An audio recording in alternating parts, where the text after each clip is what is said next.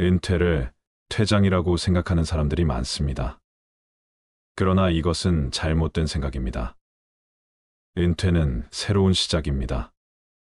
그것은 다양한 도전으로 이어질 수 있습니다. 두려워할 필요가 없습니다. 시작하기 늦은 나이라고 해서 포기하거나 자신을 제한하지 않고 자신의 꿈과 열정을 추구하는 것은 매우 소중한 일입니다. 중년이라는 단어에서 중자가 무거울 중인지 가운데 중자인지 간혹 헛갈릴 때가 있다. 중년은 감당해야 할 일이 많아 무거운 나이이기도 하고 긴 생애에서 딱 가운데 나이이기도 하다. 인생의 승부는 야구나 축구 경기와 같다. 대체로 경기 후반부에 승부가 판가름 난다. 운동선수의 성공 요소는 재능과 노력인데 일반 생활인도 마찬가지다. 초년운이 아무리 좋아도 중년운과 말년운과는 비교할 수 없다고 한다. 초년운은 부모운에 의해 좌우되고 중년 이후의 운은 자신의 결과물로 100% 자기 책임이다. 대기만성한 사람들에게 무엇을 배울 것인가? 중년을 실패만 하는 시기로 착각하지 말라. 오히려 중년은 큰 걸음으로 성큼성큼 걸어나가 엄청난 진보와 성공을 쟁취할 수 있는 가장 좋은 시기이다. 당신은 서서히 꺼져가는 불씨가 아니라 새롭게 타오르는 불꽃이다. 당신을 기다리고 있는 것은 위기가 아니라 부흥이다. 이제부터 가슴을 활짝 열고 자신감을 가져보자. 대기만성한 사람들에게는 공통적인 특징이 있다. 그들 모두가 강한 목적의식을 가지고 있었다는 것이다. 또 그들은 열정의 소유자였다. 무엇보다도 가장 중요한 것은 비록 남들의 불신이 있더라도 자신이 하는 일에 대한 강한 확신을 갖고 있었다는 점이다. 마흔은 나에게 젊음과의 영원한 작별인 줄 알았다. 하지만 세월이 지나며 나는 알게 되었다. 마흔은 우리의 사고와 행복을 제약하는 장벽을 허물기 시작하는 나이라는 것을 말이다. 이 말은 천신만고 끝에 50세가 훨씬 넘어서야 빛을 본 사업가가 한 말이다. 은퇴 후 도전하는 삶은 아름답다.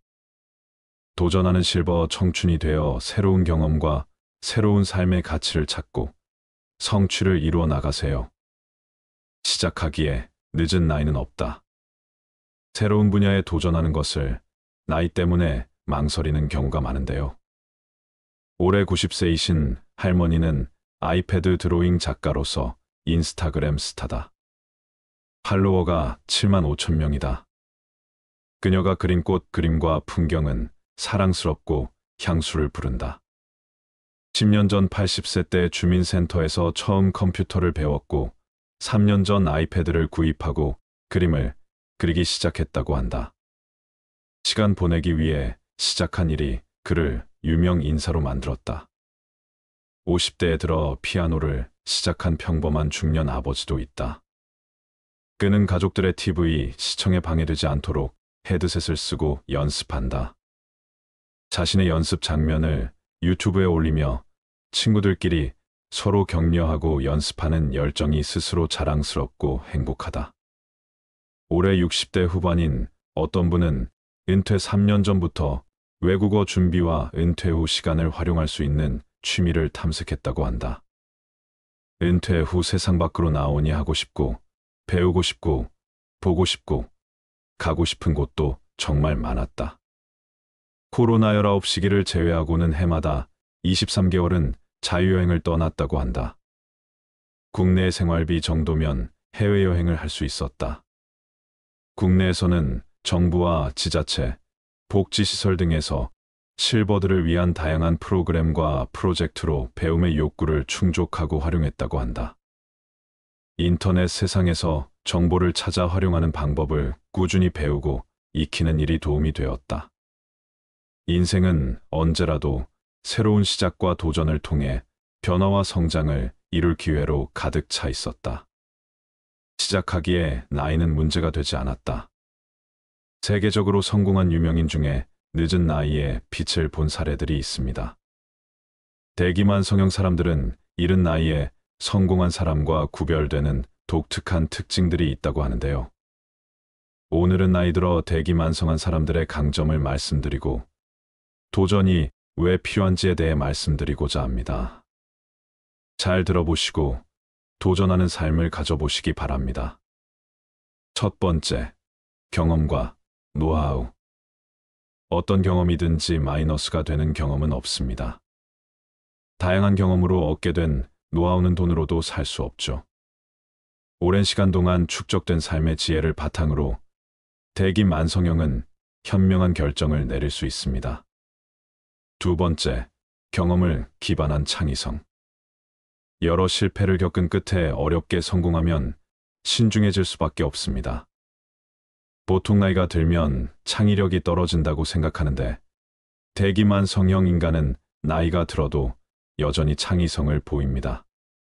다만 대기만성형은 창의성을 발휘하기 전에 여러 실험을 거치기 때문에 시간이 다소 걸린다고 합니다. 세 번째, 위기에 대처하는 능력. 누구나 실패를 겪는 것은 힘든 일이지만 대기만성형은 실패에 대한 면역력이 높아 보통 사람들보다 빨리 오뚜기처럼 일어선다고 합니다.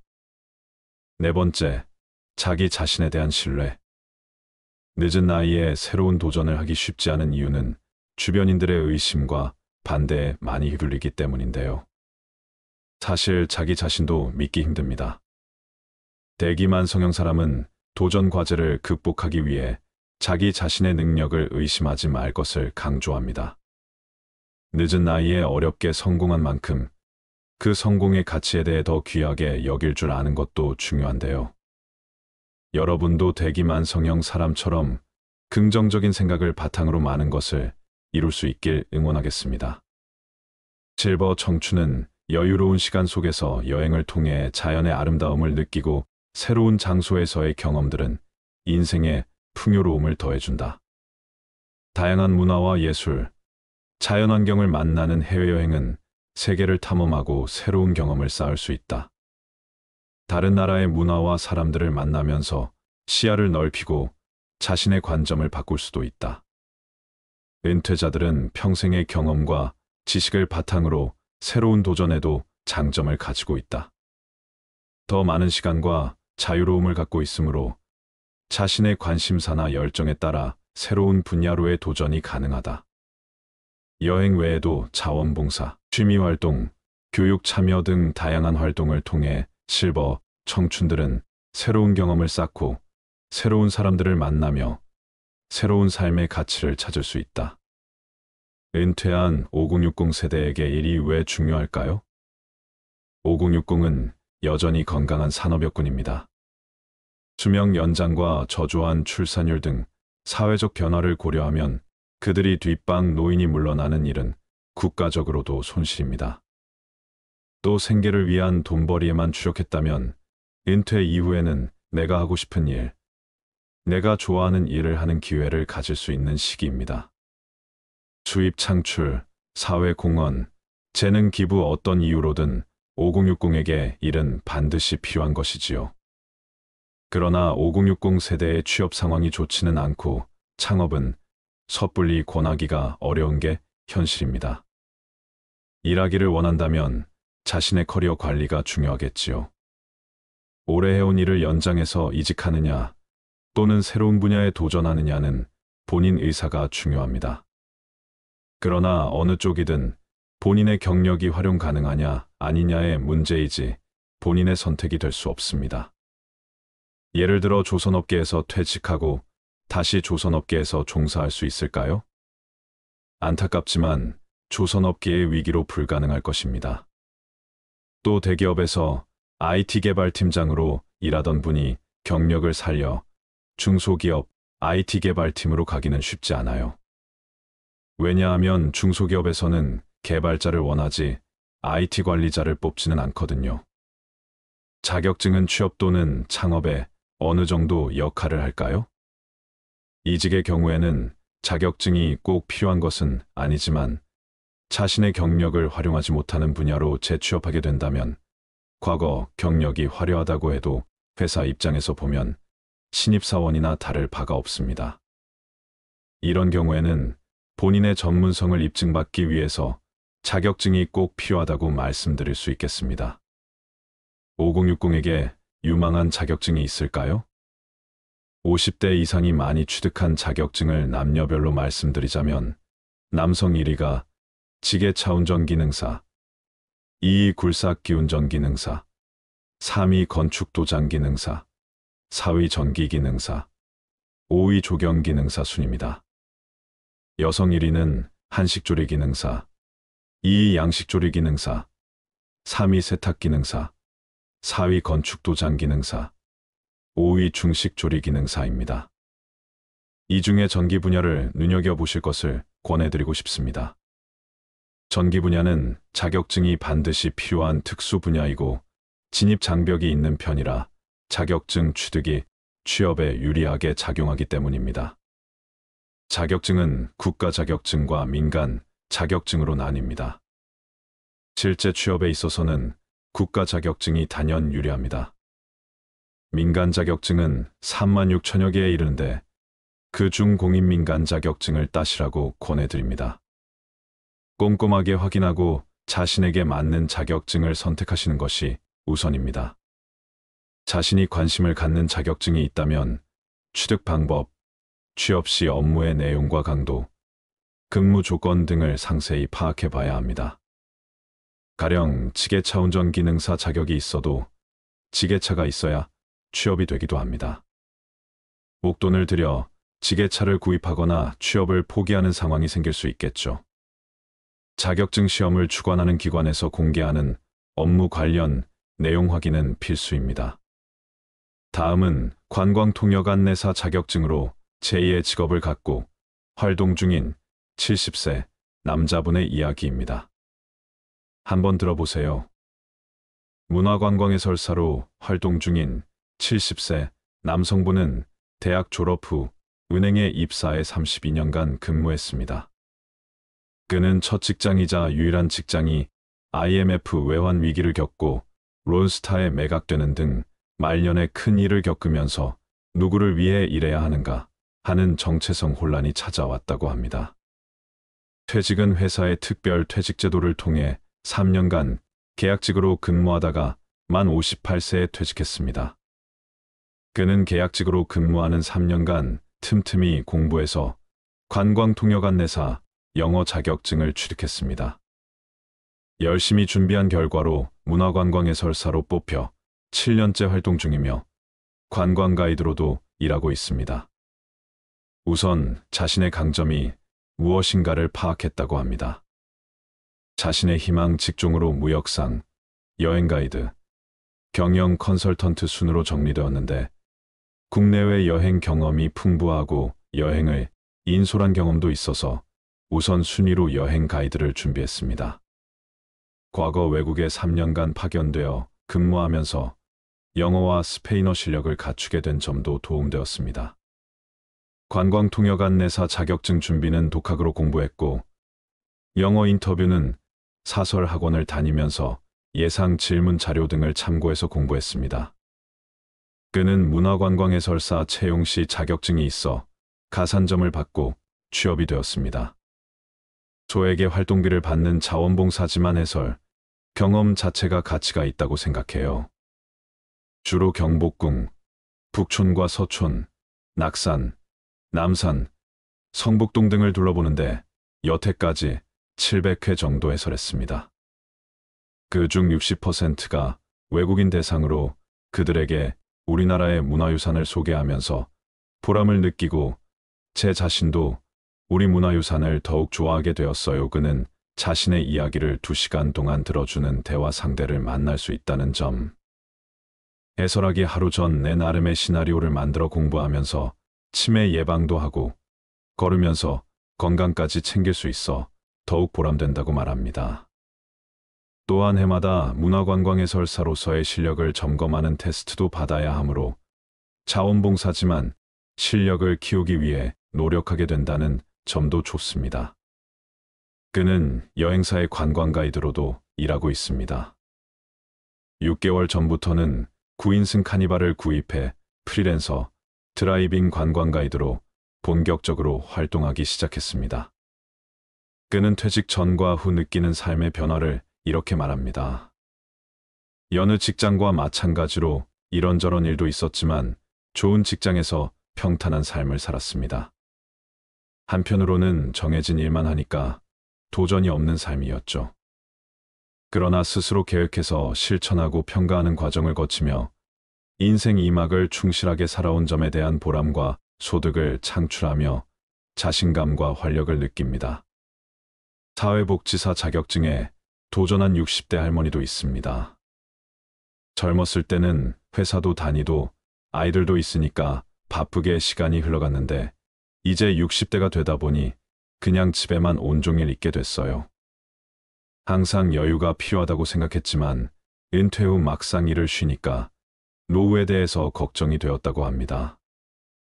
그래서 어떻게 할까 생각하다가 너무 힘든 건 이제 못하겠고 사람들에게 도움이 될 수 있는 일을 찾았다고 합니다. 어떤 것이 있을까 찾아보다가 최근 들어 사람들이 복지 관련해서 관심도 많이 갖고 있고 의미도 있다고 생각되어 자격증에 도전해 보았어요. 사회복지 관련 일에 종사하기 위해 자격증은 필수였습니다. 은퇴 후에 어떤 것을 해야 될지 잘 모르겠다면 자격증에 도전하는 것도 좋을 것 같습니다. 100세 시대인 요즘에 60세 정년을 채우고 40년을 특별한 일이 없이 느긋하게 보내는 삶이 과연 행복할 수 있을까 하는 생각도 드는 요즘입니다. 은퇴 후 돈을 위해 일하는 삶은 버겁고 쉽게 지칠 수 있지만 내가 원해서 할 수 있는 즐거운 노동이라면 인생에 더 활력이 생기고 재미나지 않을까 하는 생각이 듭니다. 그래서 은퇴 후에 산 좋고 물 좋은 곳에서 예쁜 펜션을 운영한다거나 귀농 귀촌 로망을 실현한다거나 여러 가지 은퇴 후 즐거운 노동을 기꺼이 시작하시는 분들도 많이 있습니다. 일부 은퇴자들은 자원봉사 활동을 통해 사회에 기여하며 자신의 지식과 경험을 다른 사람들과 공유한다. 이 과정을 통해 그들은 자신들의 삶의 의미를 찾고 새로운 목표를 설정하는 기회를 제공하며 새로운 도전을 하고 그 결과로 새로운 만족감을 느낀다. 미국의 현대 화단에 돌풍을 일으킨 해리 이범에는 81세에 그림 공부를 시작했다. 그는 원시의 눈을 가진 미국의 사갈로 불렸다. 101세가 된 해에 가진 전시회에서 그는 몇 년이나 더 살 수 있을까 생각하지 말고 내가 어떤 일을 더 할 수 있을까 생각해 보세요. 무언가 할 일이 있는 것, 그게 바로 삶입니다라고 말했다. 자신이 해왔던 일에서 인생의 마지막까지 열정을 바치는 사람들도 있다. 일제강점기 평양에서 태어난 서양화가 김병기 씨는 103세 때인 2019년 개인전을 열었다. 2021년 105세 때 대한민국 문화훈장 은관문화훈장을 받았고 대한민국 예술원 미술전에서 신작을 공개했다. 2022년 106세로 타계하기까지 그림 활동을 계속했다. 르네상스의 거장 미켈란젤로가 시스티나 성당 벽화를 완성한 것은 66세 때고 베르디가 오페라 오셀로를 작곡한 때가 그의 나이 74세였다. 괴테는 파우스트를 24세에 구상하고 쓰기 시작하여 82세에 완성했다. 여러분, 나이가 들어도 자신만의 꿈과 목표를 이루기 위해 끊임없이 노력하는 노인들이 있습니다. 어느 날 아침에 눈을 떠보니 이제 당신이 원했던 것들을 할 시간이 없다는 것을 깨닫는 순간이 올 것입니다. 그러니 지금 시작하세요. 이 말을 꼭 기억하시고 도전할 기회를 찾아보시기 바랍니다. 인생에서 가장 중요한 시기는 언제인가요? 인생의 말년은 어떤 것인가요? 정신과 육체는 서로 다른 속도로 쇠퇴합니다. 정신은 젊은이지만 육체는 급속도로 노화되지요. 나이 들어 거울을 들여다보면 이게 정말 나인가 의심되는 때가 한두 번이 아닙니다.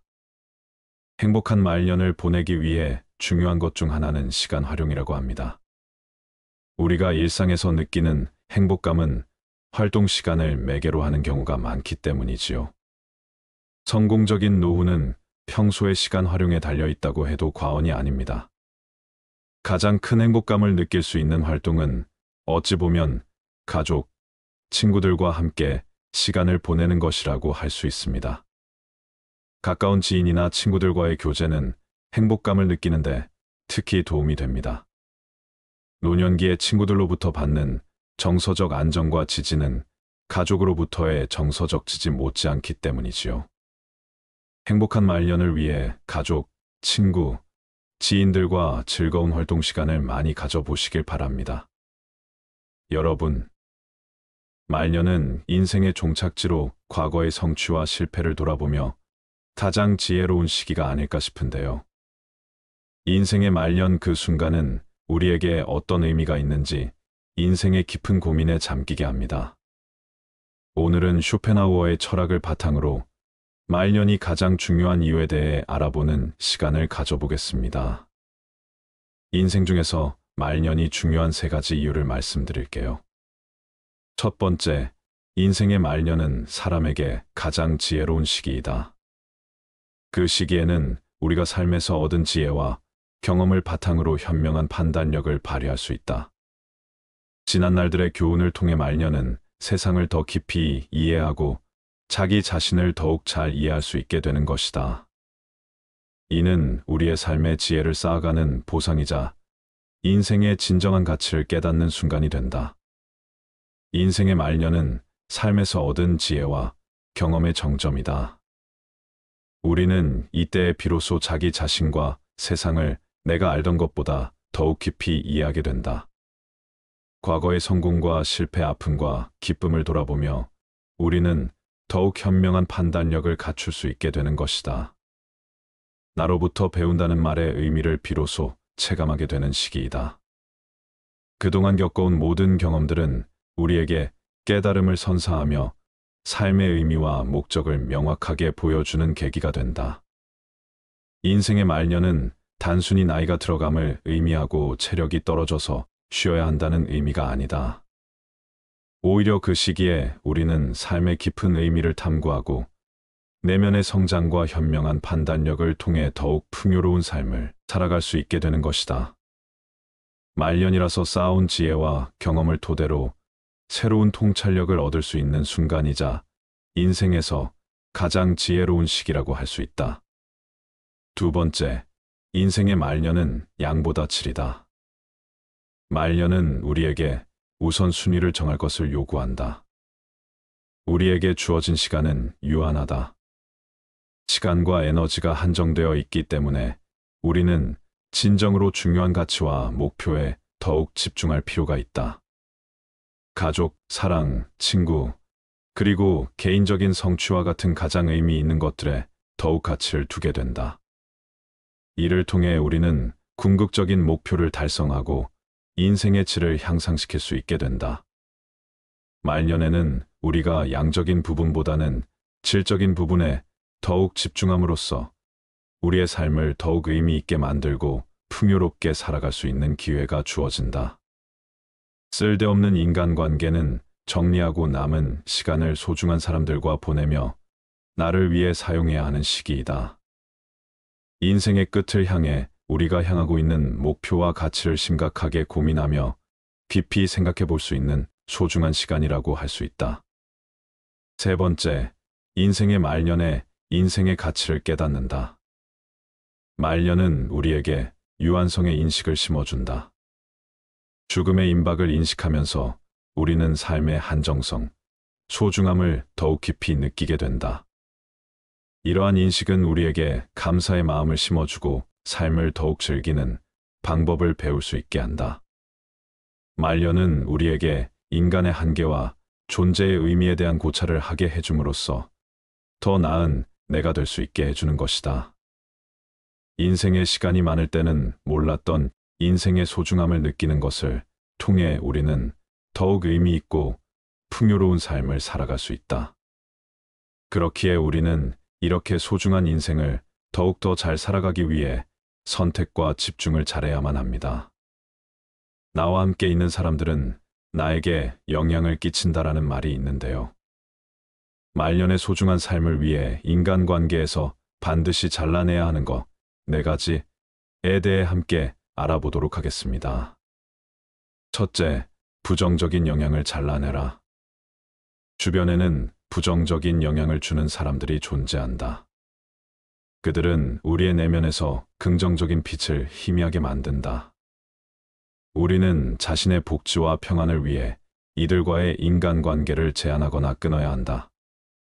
우리가 이들과의 연결을 끊음으로써 우리는 긍정적인 에너지와 영향을 품을 수 있는 사람들과 귀중한 시간을 함께 보낼 수 있다.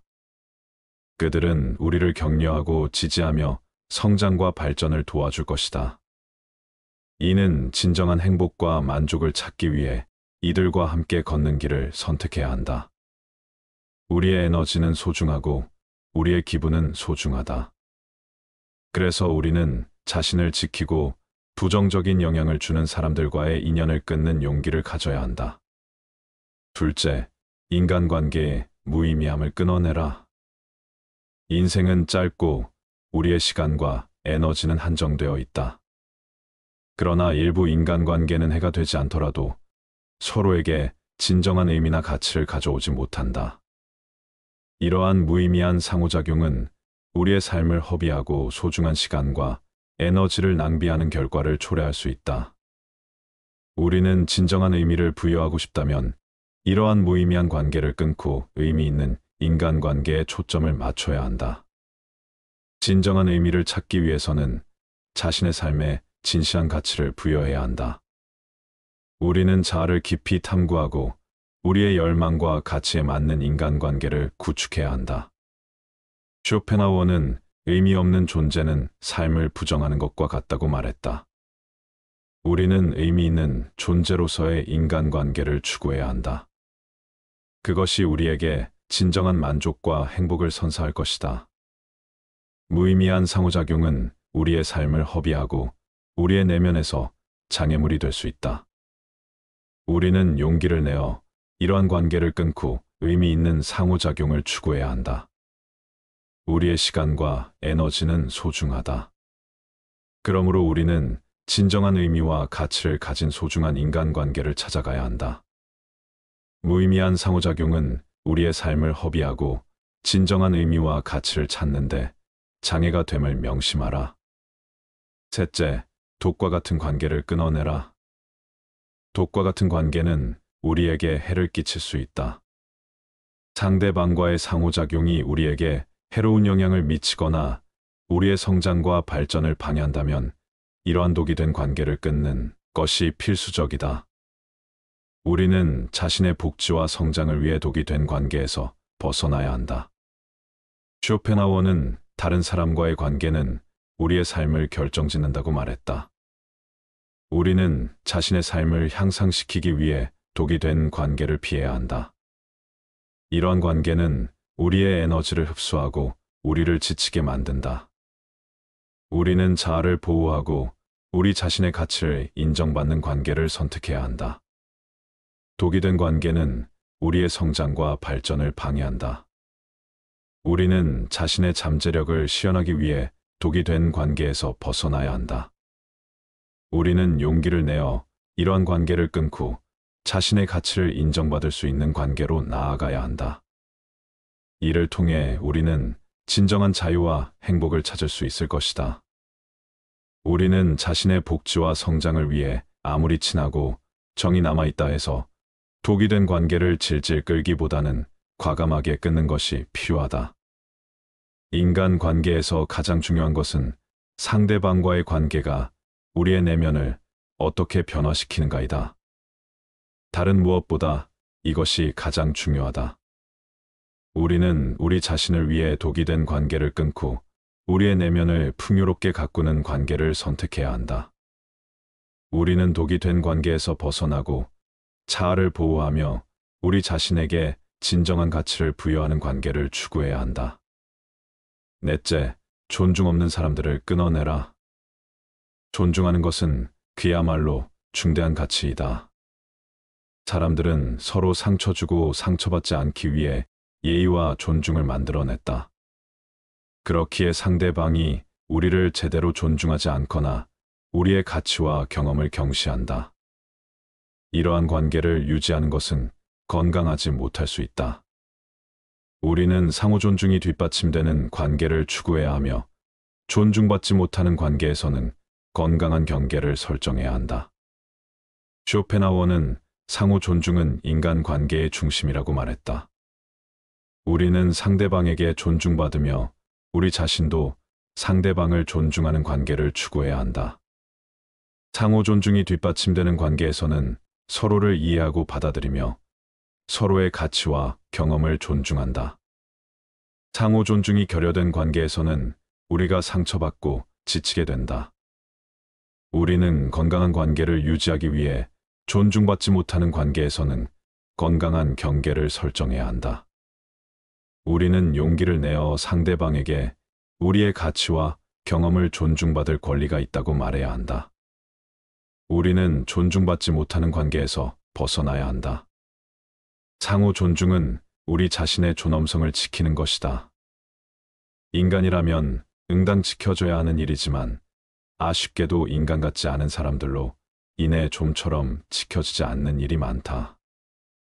우리는 우리 자신을 위해 상호 존중이 결여된 관계에서 벗어나야 한다.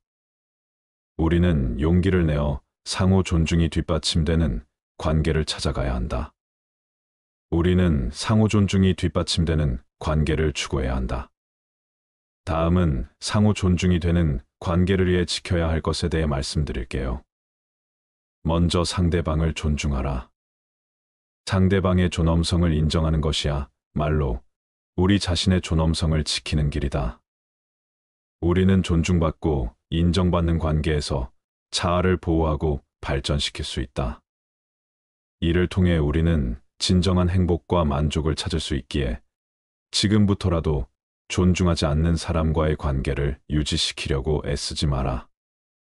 아무한테나 친절하게 대하지 마라. 친절함이라는 것은 대체로 옳다. 친절한 태도로 먼저 대하게 되면 상대방의 태도도 대체로 친절해진다. 여기에는 조건이 있다. 상대방이 정상적인 사고를 가진 사람이어야 한다는 것이다. 나의 호의가 보통의 사람에게 전해진다면 기쁨으로 돌아올 수도 있지만 사람 같지도 않은 사람에게 전해지게 된다면 그들에게 무시당하고 그저 이용해 먹기 좋은 사람으로 보일 수 있다. 사람들에게 지나치고 관대하고 정이 많은 것은 장점이 아니다. 이렇게 행동하게 되면 상대방은 나를 얕잡아 보고 무례하게 행동하기 마련이다. 항상 내 선을 넘나들며 어디까지 선을 넘어도 되나를 계산하기 마련이다. 그렇기에 아무한테나 친절하게 대하기보다는 사람을 겪어보고 믿을 만한 사람에게만 친절한 태도로 대하라. 처음부터 모든 것을 퍼줄 필요가 전혀 없다. 만일 사람 같지 않은 사람이 있다면 과감하게 잘라버려라. 그런 사람에게 친절을 베풀어가며 친해지기보다는 나의 천성과 맞는 사람에게 더 많은 시간과 정성을 갖는 것이 차라리 이롭다는 것을 명심하라. 성공이라 함은 자신의 천성에 유리한 것은 적극적으로 취하고 천성에 어울리지 않는 것은 취하지 함으로써 만들어지는 법이다. 이렇게 행동한다 해서 다른 사람에게 매정한 사람으로 비춰질까 염려하며 전전긍긍하는 사람들이 있다. 하지만 인간의 본성은 원래 그러한 법이다. 인간 됨됨이가 서로 상반되는 사람들은 서로를 미워하는 법이고 누군가가 나를 질투하고 멸시하는 일은 흔하다. 그렇기에 그런 부정적인 감정에 큰 의미를 두지 마라. 남의 눈치를 볼 필요는 더더욱 없다. 남에게 인정받기 위해 머리 숙일 필요도 없거니와 남의 인정 같은 건 하나도 중요하지 않다. 세상을 살아가는 데 있어서 반드시 알아야 하는 것 중에 하나는 남의 이해를 받기 위해 자존심을 굽혀가며 눈치를 볼 필요가 전혀 없다는 사실이다. 행복의 본질적인 요소인 마음의 안정과 독립에 대해서는 다른 사람들이 어떻게 생각할까 하는 따위의 생각은 이익이 되기보다는 장애가 된다. 그러므로 사물의 참된 가치가 무엇인가를 숙고하여 올바르게 평가함으로써 다른 사람들의 견해에 대해 지나치게 민감한 반응을 억제해야 한다. 행복의 본질적인 요소인 마음의 안정과 독립은 남의 시선으로부터 해방될 때 가능한 것이다. 어차피 이 세상을 살아가는 데 있어서 타인이 나를 어떻게 생각하는지는 굳이 신경 쓸 이유가 없다. 왜냐하면 그들의 인정 따위는 나에게 아무런 의미가 없기 때문이다. 남의 시선을 의식하는 순간 타인의 의견에 다음이 흐려진다. 남의 말을 많이 들을수록 자신이 하고자 하는 말을 잊게 된다. 결국에는 자신이 무엇을 원하는지도 모르고 살아가게 된다. 남들이 하는 대로 따라가다 보면 자신이 원하는 삶은 살 수 없다. 그런 삶은 독립과는 거리가 멀다. 스스로 생각하고 혼자서 결정하는 독립된 삶은 진정한 자유인에게만 주어지는 선물과도 같다. 다른 사람들은 어떻게 생각할까 하는 고민은 행복한 삶을 위해 버려야 할 생각이다. 그런 생각은 자기 자신에 대한 성찰을 빼앗아 간다. 그런 생각을 할수록 자기 고유의 가치관은 사라지고 만다. 자기 존재에 대한 의미와 가치를 잃고 만다. 다른 사람들의 생각으로 채운 내면은 출구 없는 미궁과 같다. 마음속에 그런 미궁을 만드는 것은 자기 탓이다. 타인이 나를 이해하지 못하고 자신의 생각이 확고한 나머지 아무 가치가 없는 얘기로 나를 가르치더라도 반박하거나 분노하지 말고 그저 무시하라. 왜냐하면 애써 반박한다 한들 서로의 기분만 상할 뿐 그 사람이 바뀔 가능성은 거의 없다. 왜냐하면 사람의 성격은 어지간해서는 변하지 않는다. 사람이라면 그게 누구든지 자신의 고유한 성격을 쉽사리 벗어나지 못한다. 외부 상황이 바뀌어 얼핏 다르게 행동하는 것 같아도 그것은 성격이 다양하게 변주되는 모양만 다르게 보이는 것에 불과하다. 사람의 성격이란 거의 변하지 않기 때문이다. 형편없는 인간들이 모여서 훌륭한 인물을 깎아내리고 뒷담화하는 것을 보더라도 아무렇지 않게 여기고 오히려 감사할 것이다. 이런 사람들이 많으니 내가 더 잘 살 수 있구나 하고 말이다. 그렇게 되면 더 이상 타인에게 이해받기 위해 자존심을 굽혀 구걸할 필요가 없다. 쓸데없이 타인의 의견을 바꾸려 하지 말고 한 귀로 흘리는 편이 현명하다는 것을 명심하라. 모든 사람은 그 자신의 이해, 정도와 인식의 한계 내에서만 세상을 바라볼 뿐이다. 남을 신경 쓰기보다는 내 건강부터 챙겨라. 내 건강보다 중요한 것은 하나도 없다. 타인의 인정을 받기 위해 내 몸을 갈아가며 인사하지 마라. 사람들은 크나큰 착각을 하고 있다. 자신의 건강보다 평판이나 돈과 같은 다른 외적인 것을 쫓는 것을 중요시한다. 하지만 건강은 외적인 어떤 재화들과 다 비교할 수 없을 정도로 월등히 중요하다. 먼저 건강해야 재화를 누릴 수 있고 모든 것을 긍정적으로 인식할 수 있기 때문이다. 인간은 조금만 아프더라도 내 주변 모든 것을 불행하게 바라보고 스스로를 비극의 주인공으로 만들어 버리곤 한다. 따라서 아무리 친구가 많고 돈이 많더라도 건강하지 않다면 아무짝에 쓸모가 없다. 남에게 인정받기 위해 스트레스 받아 건강을 해친다면 주객이 전도된 것이다. 우리에게 중요한 것은 나와 가족의 건강이다. 완벽하게 건강한 몸과 건강한 정신, 즐거운 마음 등 이런 것은 지위나 부로 대신할 수 없는 장점이다. 그도 그럴 것이 건강이란 바로 인간 자신을 이루는 것이기 때문이다. 사람이 홀로 있을 때에도 그를 따라다니는 것이고 다른 사람이 그에게 주거나 빼앗을 수 없는 것이므로 건강하다는 것은 행복이다. 그저 그것 하나만으로도 큰 장점이고 행운인 것이다. 더 늦기 전에 건강을 챙겨야 한다는 것을 명심하라. 쇼펜하우어의 말에 의하면 행복의 징표는 웃음입니다. 행복해지고 싶으면 마음속에는 명랑함을 지녀야 한다. 명랑함은 진정한 행복을 드러내주는 외적 표현이다. 명랑함이 없는 삶은 무거운 짐으로 다가온다. 삶을 가볍게 해주는 것은 바로 명랑함이다. 행복은 내적 요인으로 결정되는데 그 내적 요인 중 가장 중요한 것이 명랑함이다. 명랑한 사람들에게는 항상 명랑할 만한 원인이 있다. 그 원인은 그가 명랑하다는 것이다. 명랑한 마음이라는 제보는 어떤 제보로도 대신할 수가 없기에 이에 필적할 것이 없다. 상황이 명랑하지 않을 때라도 명랑할 수 있는 사람이 진짜 명랑한 사람이다. 명랑함의 정도가 곧 그의 행복의 정도가 된다. 많이 웃는 자가 진정으로 행복하고 많이 우는 자가 불행하다. 지극히 당연한 소리인데도 우리는 이 사실을 묵과하고 살아간다. 우울한 인간은 10가지 계획 중 9가지가 성공해도 9의 성공을 기뻐하지 않고 하나의 실패에 화를 내지만 명랑한 인간은 10가지 계획 중 1가지만 성공하고 9개는 실패해도 1가지 성공으로 마음을 달래 명랑한 기분이 된다. 앞서 말씀드렸듯이 행복의 본질적인 요소인 마음의 안정과 독립은 남의 시선으로부터 해방될 때 가능한 것이다. 남의 시선을 의식하는 순간 타인의 의견에 다음이 흐려진다. 남의 말을 많이 들을수록 자신이 하고자 하는 말을 잊게 된다. 결국에는 자신이 무엇을 원하는지도 모르고 살아가게 된다. 남들이 하는 대로 따라가다 보면 자신이 원하는 삶은 살 수 없다.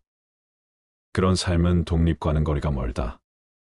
스스로 생각하고 혼자서 결정하는 독립된 삶은 진정한 자유인에게만 주어지는 선물과도 같다. 다른 사람들은 어떻게 생각할까 하는 고민은 행복한 삶을 위해 버려야 할 생각이다. 그런 생각은 자기 자신에 대한 성찰을 빼앗아 간다. 그런 생각을 할수록 자기 고유의 가치관은 사라지고 만다. 자기 존재에 대한 의미와 가치를 잃고 만다. 다른 사람들의 생각으로 채운 내면은 출구 없는 미궁과 같다. 마음속에 그런 미궁을 만드는 것은 자기 탓이다. 스웨덴 속담 중에 이런 말이 있습니다. 사랑 없는 청춘, 지혜 없는 노년. 이것은 완벽하게 실패한 인생이다. 청춘의 특권은 사랑이고 노년의 의무는 지혜다. 성숙한 노년을 위해 지혜를 쌓아가라. 노인이라는 말은 단순히 나이가 많은 사람이라는 중립적인 의미입니다. 그러나 사회적으로는 경륜과 지혜를 가진 존경할 만한 사람이라는 긍정적인 의미와 더불어 허약하고 능력 없고 영향력 없는 사람이라는 부정적 의미도 함께 지니고 있습니다. 그래서일까요? 60이 넘은 사람들 대부분은 노인이라는 말을 듣거나 노인으로 분류되는 것을 싫어하는 경향이 있습니다. 노인이라는 말이 부정적 의미를 가지게 된 이유는 뭘까요? 첫째, 자신의 경험을 일반화해서 남에게 일방적으로 강요하는 점. 둘째, 새로운 것을 배우려는 겸손한 자세가 부족한 점. 셋째, 실력은 없으면서 현재의 직위나 과거의 직위 또는 나이를 앞세워 권위를 세우려 하는 점. 넷째, 상대에게 간섭하고 잘난 체하고 상대방을 지배하려는 점.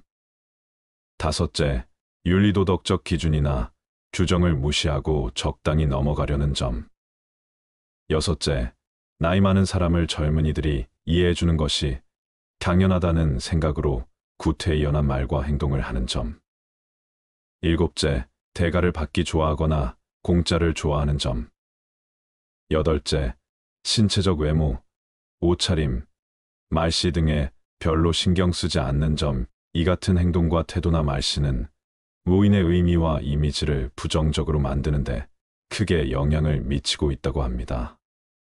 인간은 태어나서 죽을 때까지 계속 성장 발전한다고 하지요. 노년기 이후에도 계속 발전 가능하기에 발전하는 것이 바람직합니다. 특히 나이 60세가 넘어 노년기에도 계속 발전하는 방법은 나이 먹으면서 노인이 되지 말고 어른이 되는 것입니다. 노인이 아닌 어른이 되기 위해서는 행동과 태도를 변화시키는 개인적 노력이 있어야 합니다. 어른이라는 말에는 오랜 시간을 살아온 인생의 경험과 지식을 갖춘 지혜로운 사람이라는 의미가 담겨 있습니다. 유명한 심리학자 에릭슨은 노년기에 갖추어야 할 덕성은 지혜라고 주장했다. 단순히 오래 살았다고, 경험이 많다고, 학식이 많다고 반드시 지혜가 많아지는 것은 아니다. 지혜는 오랜 생애 기간을 통해 얻은 많은 경험을 깊이 있게 성찰하여 얻어지는 것이다. 나이를 먹으면서 노인이 아니라 어른이 되는 행동과 태도는 무엇일까요? 첫째, 자신의 인생 경험에서 얻은 교훈으로 상대방에게 겸손하게 조언하고 젊은 세대를 진정으로 멘토링할 수 있는 태도를 가지는 것. 둘째, 겸손한 자세로 적극적으로 배우려는 태도로 자기의 직위나 역할에 맞는 새로운 지식을 갖추려고 노력할 것. 셋째, 윤리도덕적 기준이나 규정을 지키려 노력하고 모범을 보일 것. 넷째, 나이를 앞세워 변명하지 말고 젊은이들을 이해하는 태도를 가질 것. 다섯째, 이웃과 사회에 봉사하고 베푸는 태도를 가질 것. 여섯째, 보다 장기적 안목으로 후배와 후손 그리고 사회 발전을 생각하는 태도를 가질 것. 일곱째, 가능하면 외모도 가꾸고 단정한 옷차림을 갖출 것. 인생 100세 시대의 60세 이후 부정적 노인의 이미지로 지금까지 살아온 인생의 절반을 더 산다는 것은 자신과 가족과 사회에서 자신을 소외시켜 장수가 재앙이 될 가능성을 높여줄 뿐입니다. 인간적으로 성숙해지는 방법은 어떤 것이 있을까요? 젊었을 때는 나이가 많아지면 저절로 성숙해지는 줄 알았는데 성숙해지는 일도 참 쉽지 않은 것 같습니다. 성숙한 어른이 되기 위해 절제해야 할 5가지 방법을 알려드리겠습니다. 첫 번째는 눈치 없이 떠드는 행동입니다. 얼마 전만 해도 노인이 존중받는 시대였습니다. 그러나 이젠 나이는 숫자에 불과하고 노인이 큰 소리를 내면 대우받지 못하는 시대입니다. 식당에서 밥을 먹거나 지하철을 타보면 시끄럽게 통화하거나 목소리가 큰 노인들이 보입니다. 주변에서 따가운 시선을 보내도 아는지 모르는지 부끄러운 줄을 모릅니다. 늙으면 청력이 떨어져 목소리가 커지는 것과는 별개로 사람이 많은 곳에서는 기본적으로 주의해야 하는 행동입니다. 오죽하면 통화 내용이 무엇인지 다 알아들을 수 있을 정도입니다. 이런 노인을 보게 되면 인상이 찌푸려집니다. 늙을수록 입은 무겁게, 지갑은 가볍게라는 말이 있습니다. 노인이 말을 많이 하면 피하게 되고 돈을 잘 쓰면 모이게 되는 것이지요.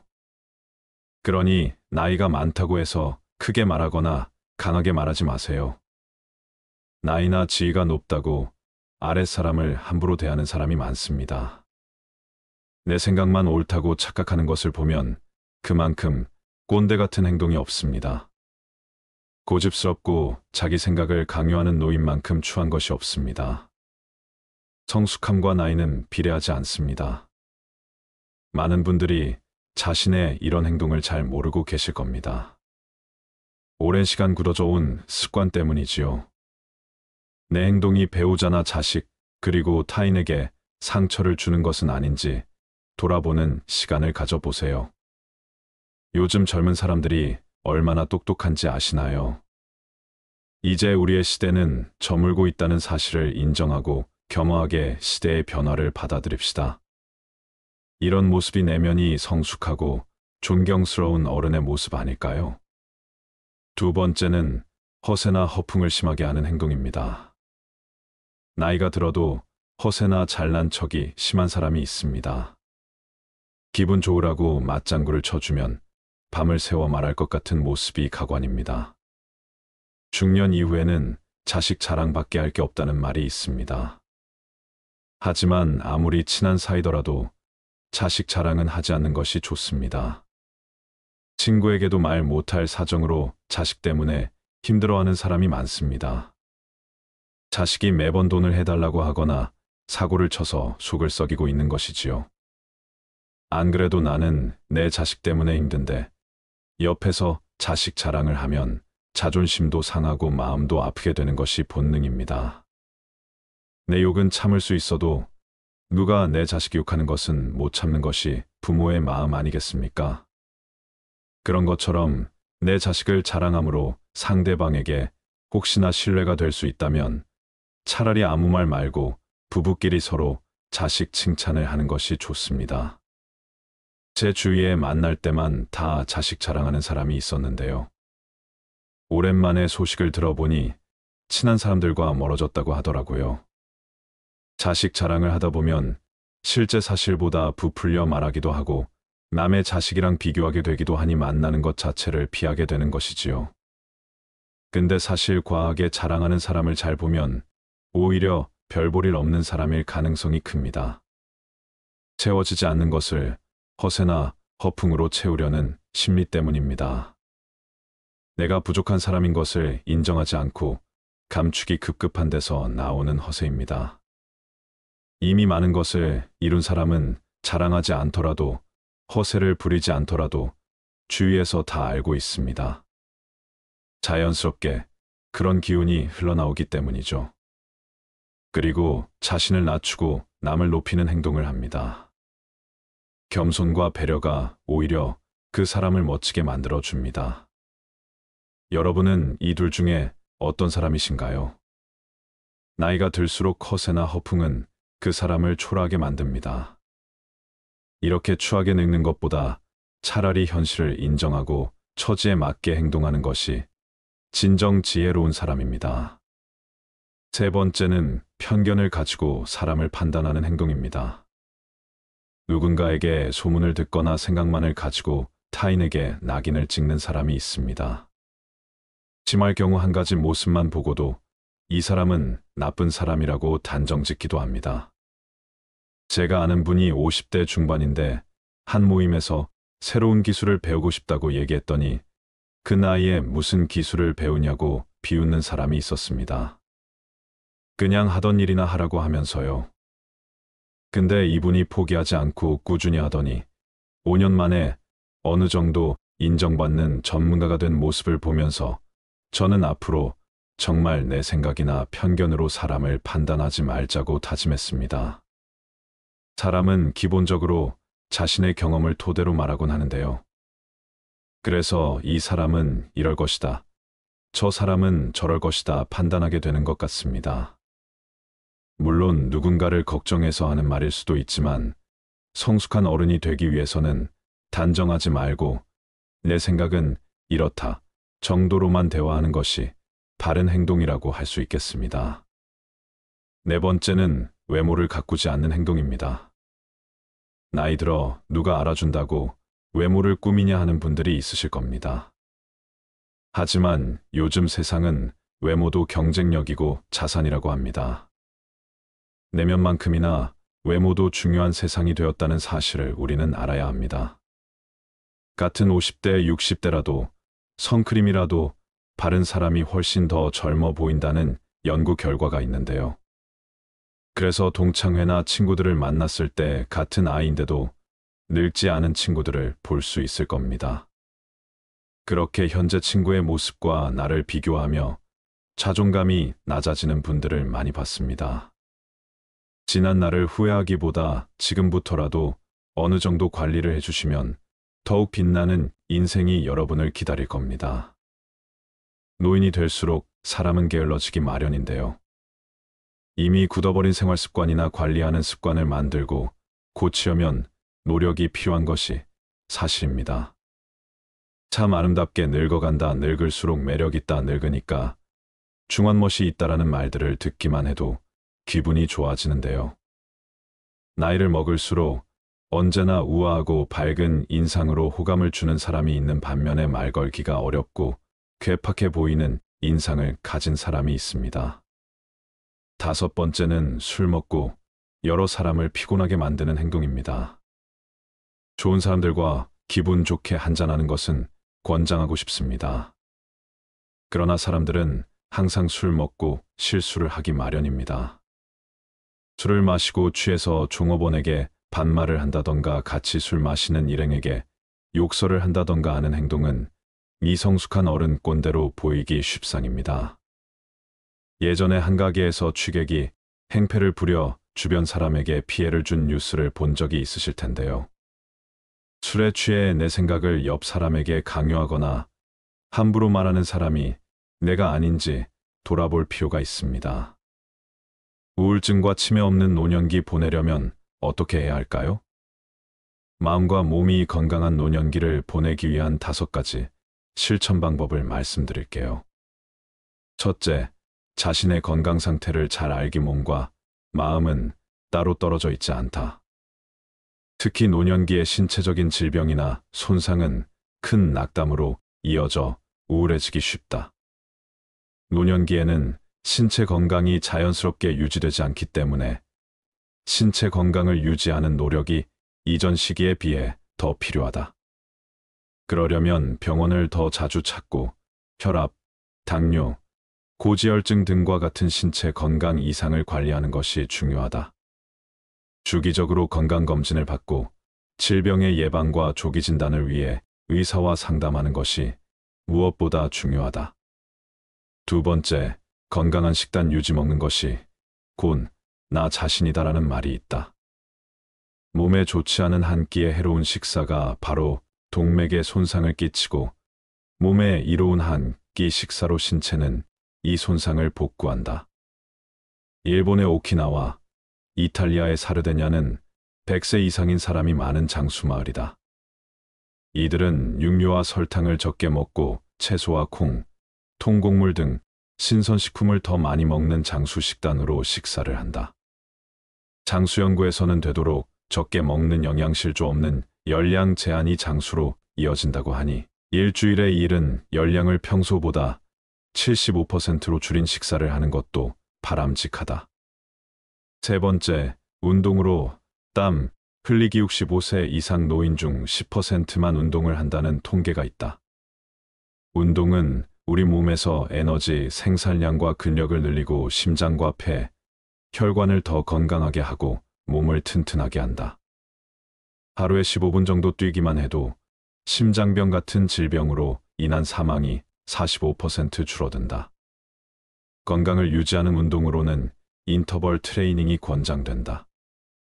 지금 당장 자리에서 일어나서 뛰어보자.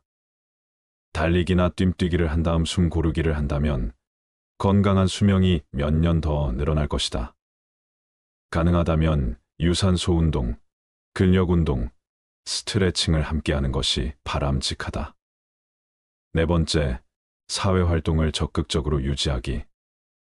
가족과 친구, 이웃과의 사회적 관계를 유지하고 관심사를 공유하며 사회적 활동에 참여하는 것은 노년기의 인지 기능과 정신 건강에 긍정적인 영향을 준다. 새로운 취미나 관심사를 개발해 정신적으로 자극적인 활동을 지속적으로 수행하는 것이 중요하다. 악기 배우기, 노래 배우기, 정원 가꾸기, 글쓰기 등 여러 분야에서 자신에게 맞는 활동을 찾아 배우고 취미 생활을 한다면 우울증과 치매 발생 가능성은 줄어들 것이다. 공자가 말하길 노년기는 성숙한 시기로 어린 시절에 비해 더욱 현명해지기 때문에 더 진취적으로 생각해야 한다고 했다. 오래 살아도 새로운 것을 배울 수 있다며 끊임없이 배우는 것이 중요하다고 강조했다. 다섯 번째, 스트레스 관리하고 정신건강 유지하기. 스트레스란 자신이 통제할 수 없는 일직장이나 인간관계에 문제가 생겼을 때 느끼는 갈등 상황이다. 사실 우리 인생은 스트레스로 가득하다. 가장 좋은 일도 때론 스트레스가 된다. 세상에 공짜는 없기 때문이다. 만성 스트레스는 면역 기능을 떨어뜨리고 소화장애뿐 아니라 당뇨병, 심장병, 암에 악영향을 끼친다. 또한 분노, 우울, 불면 등 정신장애를 일으키고 노화를 가속해 치매 발생률도 높인다. 잘 될 것이라고 마음속으로 생각하면 실제로 이루어진다. 낙관적이고 태평하고 만족하는 사람들이 더 건강하고 오래 산다고 한다. 매일 살아가는 삶의 태도가 긍정적이라면 가장 훌륭한 스트레스 해소법이 된다. 매일 감사의 일기를 쓰는 사람들은 그렇지 않은 사람들에 비해서 더 긍정적이며 목표로 정한 일을 더 잘 해내고 자신의 인생에 만족하는 것으로 나타났다. 하루가 지나면 잠자리에 누워 아무리 사소한 일이라도 감사하는 마음이 드는 일을 찾아보자. 지난 수천 년간 여러 종교에서 권한 명상도 훌륭한 스트레스 해소법이다.